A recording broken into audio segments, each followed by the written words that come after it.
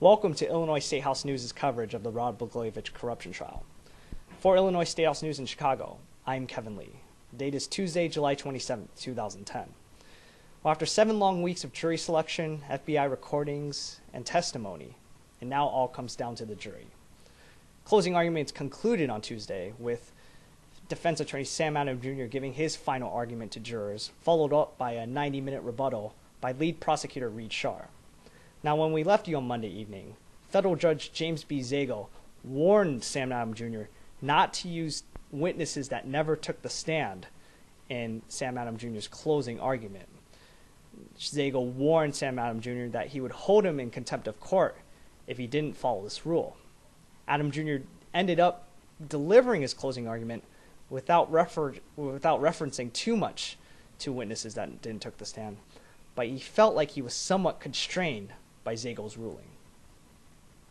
How I did, I don't know. What I did was just the best I could do, and that's what I promised the governor, and I delivered everything I possibly could. I put my heart into it. I don't know if anybody could see it and say I didn't do the best I could. Now, I just hope it's good enough. If you wanted to leave that jury with one message, what was it? The message that this is not a corrupt man. He's never been corrupt. He isn't corrupt, and we should be victorious at the end of the day. Sam, do you feel you were able to give the closing argument that you wanted to give? Well, of course, I didn't feel that I could give the closing argument I wanted to give. I wanted to get into all the things and all the people and all the witnesses they didn't call. But at the end of the day, we sat down last night and made a determination. What was best, not for my ego, not for what I want to do, but what's the best for the client. What was best for the client was for me to get up there and give the performance that I did.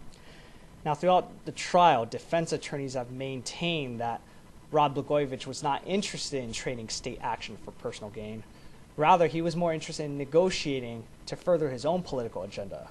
The most prominent example of that being the U.S. Senate seat, where Blagojevich had the power of appointment, and he was interested in appointing Illinois Attorney General Lisa Madigan in order to gain the political favor of her father, powerful Illinois House Speaker Michael Madigan. Now, Sam Adams Jr. also brought up that it wasn't Blagojevich who was committing corrupt acts. It was the people surrounding Blagojevich, such as the convicted peddler Rezko, as well as former Chief of Staff Lon Monk, who took money from Rezko. Now, Adams Jr. was his usual, very passionate self, lowering his voice to a whisper in some aspects, and yelling and gesturing aloud to jurors when he was making a big point. The problem is, prosecutors constantly interrupted Adams Jr.'s closing argument with objections, and Zagel usually sustained those objections. Former defense attorney John J. Lag explains why these objections came up and how they disrupted Adams. To me, it was like there's professional courtesy and civility where you should not interrupt the other side. When the lead prosecutor was giving his closing statement, there were minimal objections by the defendant. And you don't want to be nitpicked. Let them have their argument.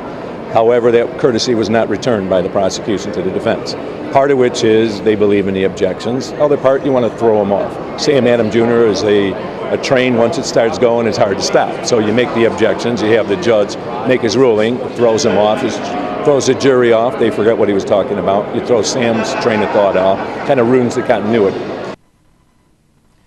Now, in contrast to Sam Adams Jr.'s wild and passionate closing argument, lead prosecutor Reed Shar gave a very calm and composed 90-minute rebuttal.